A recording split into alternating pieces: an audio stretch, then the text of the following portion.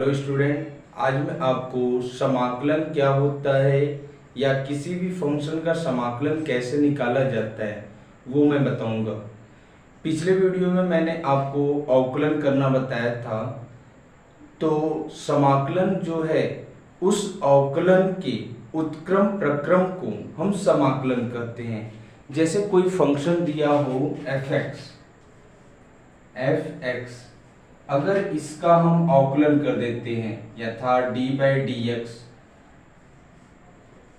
इसका मान अगर मान लूं f' आता है, तो इस f' का अगर हम समाकलन कर दें अर्थात इंटीग्रेशन और dx, इसे हम पढ़ेंगे इंटीग्रेशन f' dx, इसका जो मान आएगा वह फंक्शन f(x) के इक्वल आएगा, जो कि पहली बार फंक्शन था जो हमने माना था फंक्शन या फलन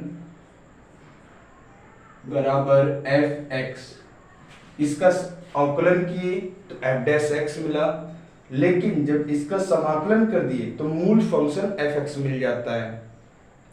किसी भी फंक्शन का समाकलन ज्ञात करने के लिए कुछ सूत्र आपको याद रखने होंगे, जो सूत्र अभी मैं बताऊंगा आपको। जैसे हमारा कोई फंक्शन दिया है x⁴n, इसका समाकलन करना है तो इंटीग्रेशन यानी ये चिन्ह लगाएंगे dx, इसे हम पढ़ेंगे इंटीग्रेशन x⁴n dx। अगर इसका हम समाकलन करते हैं तो x⁴n+1 बटे n+1 आ जाता है, और साथ में एक कांस्टेंट आता है, एक नियतांक।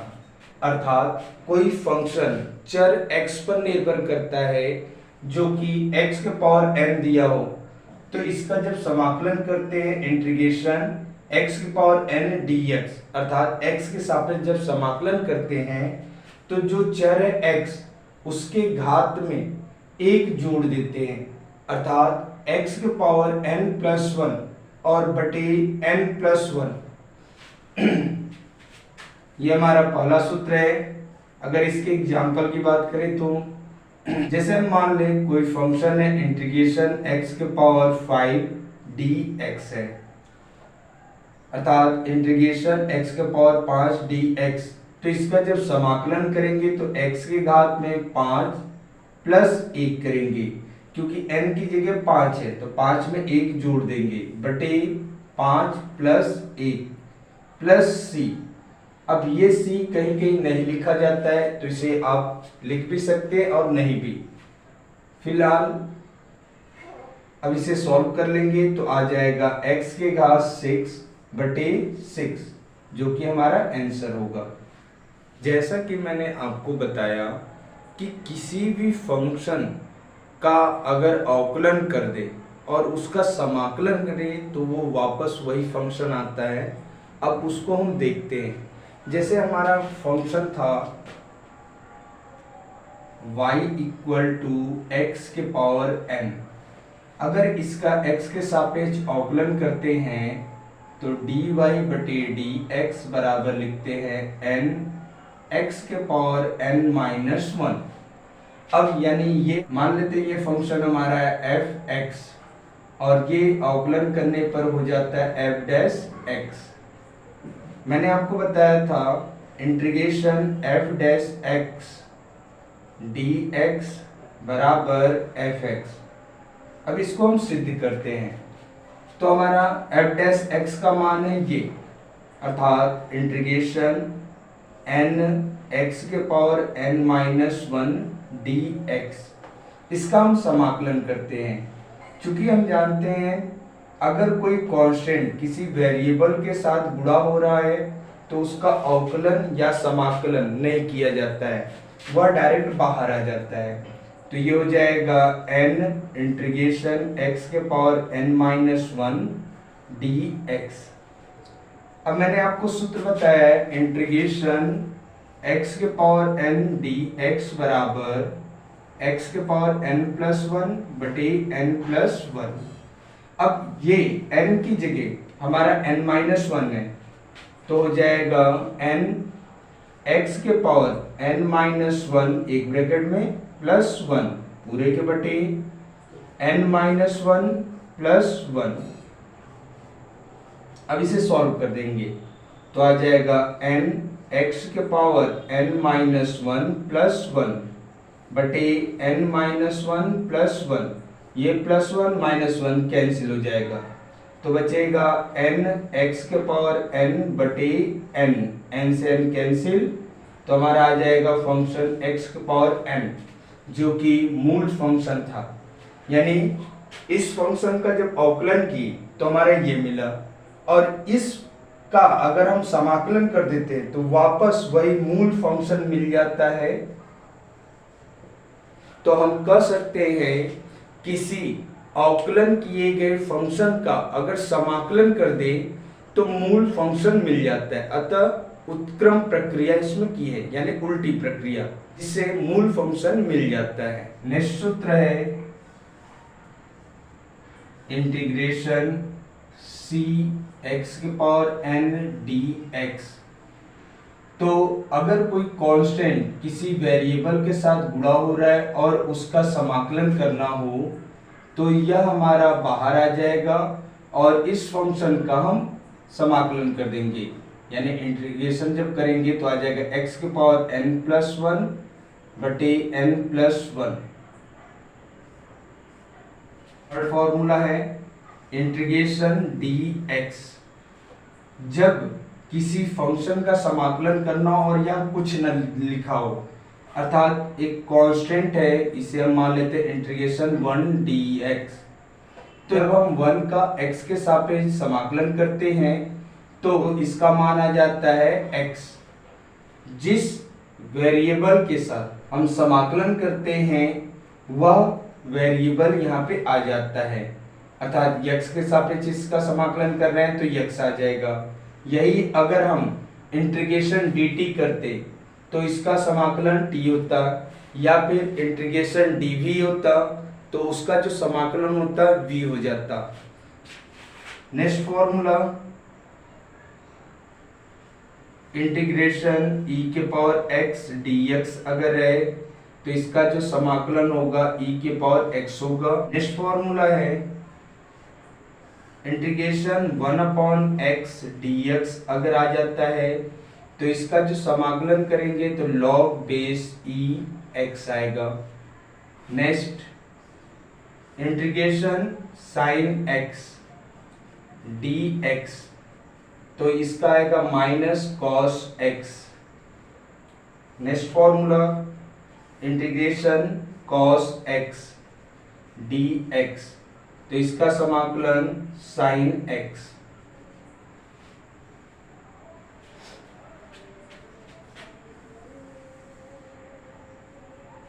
नेक्स्ट फॉर्मूला है आठवां integration sec square x dx तो इसका समाकलन करेंगे तो tan x आ जाएगा। Integration sec x into ten x dx इसका समाकलन करेंगे तो आ जाएगा sec x। अभी मैंने जो आपको समाकलन के सूत्र बताए उसका यूज कैसे करते हैं अब वो मैं बताता हूँ। जैसे हमारा क्वेश्चन में दिया हो इंटीग्रेशन 3x के पावर 7 तो dx तो इस फंक्शन यानी 3x के पावर 7 का जब समाकलन करना होगा तो इसमें हम सूत्र अप्लाई करेंगे। ये देख रहे हैं इसमें 3 कांस्टेंट है और x वेरिएबल है तो पहले ये कांस्टेंट बाहर निकाल देंगे यानी 3 इंटीग्रेशन x के पावर 7 dx। अब यह जो हमारा है इंटीग्रेशन x के पावर n dx की तरह दिख रहा है तो n की जगह 7 है तो इसको जब उस फॉर्मूले से हल करेंगे तो आ जाएगा 3 इंटू एक्स के पावर 7 प्लस 1 अपॉन में 7 प्लस 1 प्लस c कर देंगे तो आ जाएगा 3 एक्स के पावर 7 में 1 ऐड कर देंगे तो आ जाएगा 8 अपॉन 8। तो इसे हम लिख सकते हैं 3/8 x⁴ प्लस c, ये हमारा आंसर होगा। नेक्स्ट एग्जांपल ले ले, इंटीग्रेशन 5 dx। अब यहाँ पे हमारा जो दिया गया फंक्शन है सिर्फ 5 है।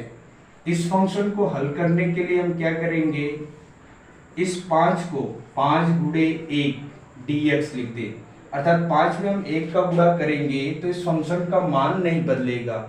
अब इस 5 को हम बाहर निकाल दें, 5 इंटीग्रेशन 1 dx बचेगा।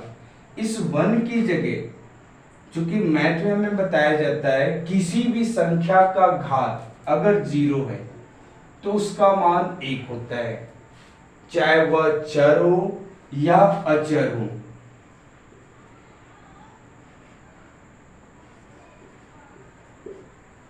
a के पावर 0 है तो भी 1 होगा, x के पावर 0 है तो भी 1 होगा, या 2 के पावर 0 है तो भी 1 मान आता है। तो अब यहाँ पे हम जो ये 1 है उस 1 की जगह हम 2 के पावर 0 या x के पावर 0 या t के पावर 0 हम क्या लेंगे ये हमें क्लियर नहीं होता है। तो हम देखेंगे इस फंक्शन का किसके सापेक्ष यानी किस वेरिएबल के सापेक्ष समाकलन हो रहा है। तो जो d के आगे लगा है ये हमारा x है, यानी इस फंक्शन का x के सापेक्ष समाकलन किया जा रहा है। तो यहाँ पर 1 की जगह हम लिखेंगे x के पावर 0। इसको हम इंटीग्रेशन x के पावर n dx फॉर्मूले के आधार पे सॉल्व करेंगे। अगर ये हमारा फॉर्मूला, अगर ये हमारा फंक्शन बनता है तो इसको जब हल करेंगे तो x के पावर n+1 बटे n+1 लिखते हैं। तो यहाँ पर भी हम उसी फॉर्मूले पर हल करेंगे। तो x तो दिख रहा है, दोनों जगह x है, लेकिन यहाँ पावर n है, यहाँ पावर 0 है। तो हम क्या करेंगे, x के पावर 0+1 बटे 0+1 कर देते हैं। तो ये हो जाएगा 5 इंटू x के पावर 1 को हम पावर में कभी नहीं लिखते हैं और बटे में भी 1 नहीं लिखा जाता है। तो यही हमारा आंसर है, जो कि मैंने आपको ये इस तरह बताया था। इंटीग्रेशन dx अगर है तो उसका x लिखते हैं। तो इस फॉर्मूले को हम यहाँ पे सिद्ध कर दिए। नेक्स्ट एक फॉर्मूला बता रहा हूं, अगर दो फंक्शन f1x और f2x आपस में जुड़ रहे हो या घट रहे हो और इस फंक्शन का हमें समाकलन करना है, अर्थात integration f1x plus minus f2x, तो ऐसे फंक्शन के लिए हम इनके अलग अलग पदों का समाकलन करते हैं, अर्थात इंटीग्रेशन f1x dx प्लस या माइनस इंटीग्रेशन f2x dx।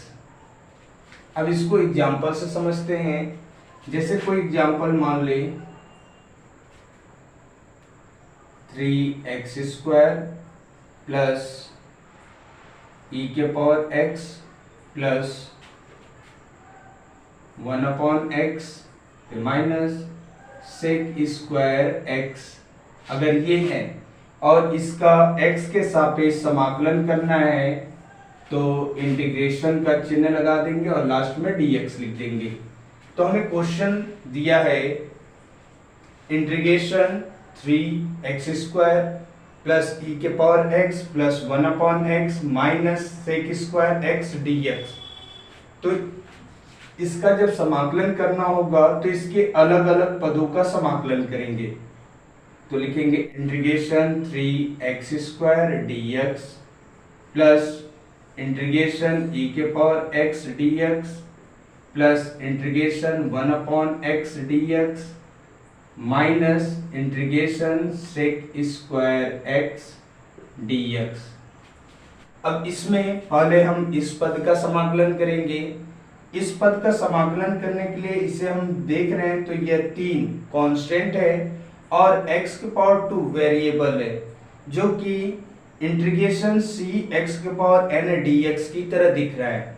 तो ऐसे फंक्शन को हल करने के लिए जो कांस्टेंट होता है उसे हम बाहर निकाल देते हैं और जो x के पावर n है उस n में एक जोड़ देते हैं, अर्थात x के पावर 2 प्लस 1 बटे 2 प्लस 1 ये कर देंगे, प्लस इंटीग्रेशन e के पावर x dx। इसका जब समाकलन करते हैं तो इसका e के पावर x होता है। यही एक ऐसा फंक्शन होता है जिसका अवकलन या समाकलन समान होता है।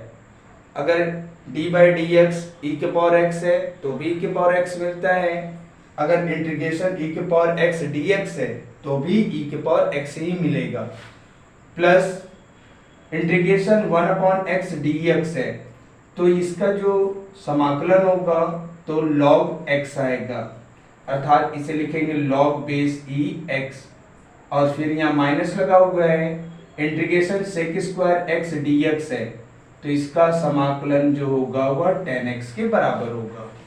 अब इसे और हल कर देंगे, 3 इंटू एक्स के पावर 3 बटे 3 प्लस e के power x plus log base e x minus tan x। अब ये 3 से 3 कैंसिल हो जाएगा, बचेगा x क्यूब प्लस e के power x plus log base e x plus tan x, ये हमारा आंसर होगा। अभी मैंने आपको समाकलन के कुछ सूत्र और उनको करने का तरीका बताया। समाकलन में और भी बहुत सारे सूत्र हैं जिनको मैं आगे नेक्स्ट वीडियो में बताऊंगा, और इसी में एक पार्ट है निश्चित समाकलन। निश्चित समाकलन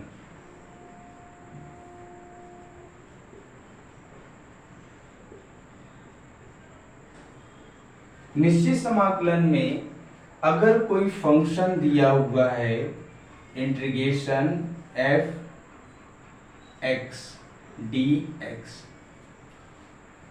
तो यहाँ पर कुछ मान दे सकते हैं a और b। इसे हम पढ़ते हैं लोअर लिमिट और यह होता है अपर लिमिट। इसका हम समाकलन अगर कर दे तो ये हो जाता है, मान लेते हैं f डैश x हो जाता है, और यह जो लिमिट है उनको यहाँ पे a टू b लिख देते हैं।